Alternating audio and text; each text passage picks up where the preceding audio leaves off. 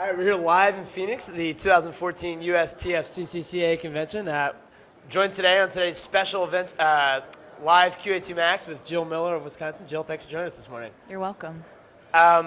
So kind of what we've been leading off every interview with is what is kind of on the docket for you at this convention? What have you been enjoying the most at the convention so far, and what are you kind of looking forward to?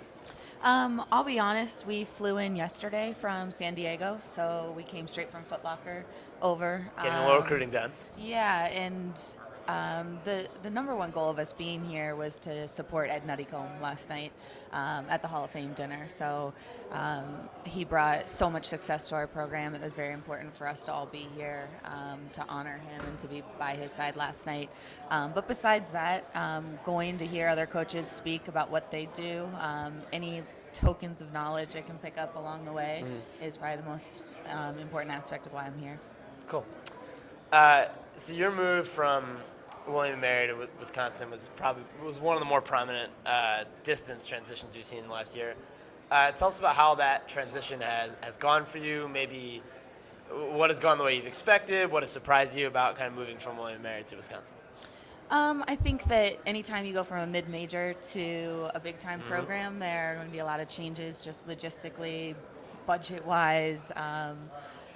I will say the thing that I think has surprised me most is how smooth the transition was with the team, how quick they were to trust. I thought that was going to take quite a while, and I inherited a team of great women that were very quick to trust me and, no pun intended, just kind of hit the ground running from day one. Sure.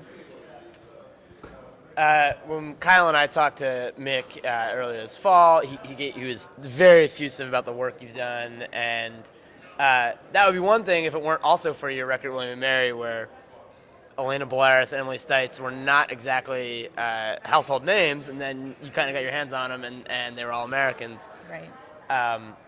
What have been something that you might think was different in your approach that, Wisconsin is a women's team where there hadn't been a lot of success, and you kind of got in there and they're nationally successful, and it seems like that's just going to continue. Right. There's certainly very different programs, and the kids are different. And I think you have to really look at each individual that you coach in order to coach them up.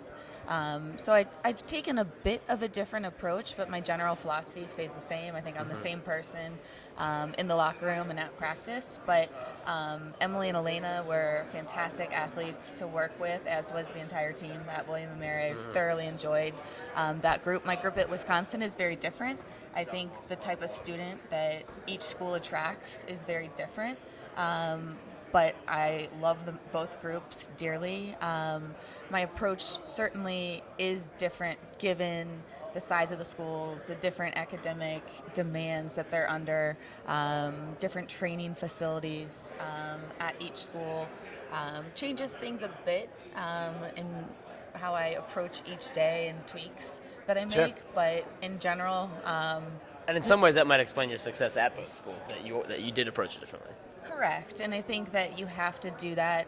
You have to make changes on the fly. You have to know your athletes and make sure that you're giving them what they need individually, in my opinion. So that's something that I spend a lot of time getting to know each individual, but making sure that we come together as a group and as a team. Your reputation in the last few years has kind of been built on coaching women, both at William & Mary and Wisconsin. Do you ever worry about kind of getting pigeonholed into just coaching women? I love coaching women. I don't know how much I aspire to coach men. I won't even pretend to understand the men's side of things and calculating those sort of paces. I think where I'm best is communicating with women and motivating them. I understand what it's like to be in their shoes. Not that I couldn't coach men, but no, I'm not worried about being pigeonholed into coaching women, because that's what I love to do. Sure. And the question we've been wrapping up all of these interviews with is maybe more than most conventions, this kind of feels like a change convention.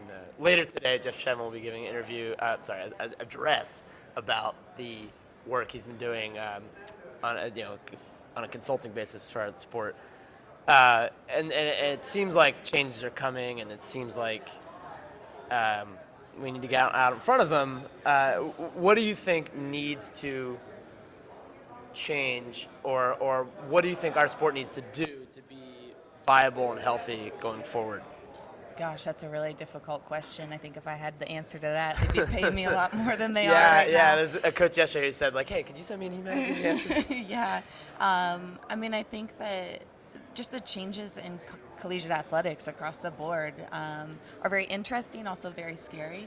In our sport, certainly we need to be aggressive, and that's what Ed Nutty-Combs said last night as he addressed the crowd as he received his Hall of Fame award. And gosh, I can't say exactly what we need to do, but we certainly need to come together as a coaches association and know what we stand for and make sure that we put that out there.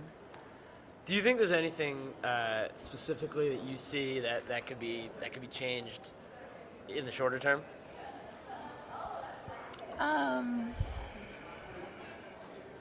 mean, I think that the number one thing that we need to remember is this is about the student-athlete experience, and to make sure that everything that we do and every piece of legislation that we pass has the student-athlete in the forefront of our minds.